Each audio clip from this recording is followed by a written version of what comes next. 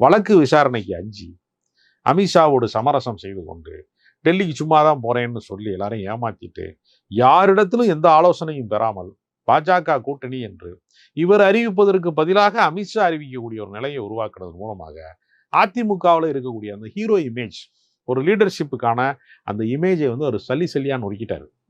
அதனால இந்த கட்சியினுடைய தொண்டர்கள் மனம் சோர்ந்திருக்கிறார்கள். திமுகவை வீழ்த்துவதற்கு சமமான அரசியல் கட்சி என்கிற இடத்திலே இருந்து சரிந்து நாடாளுமன்ற தேர்தலே அது 20% வாக்கு வங்கி கீழ் இறங்கி விட்டது. கடந்த காலங்களிலே அது 40% கட்சியாக உயர்ந்திருந்தது.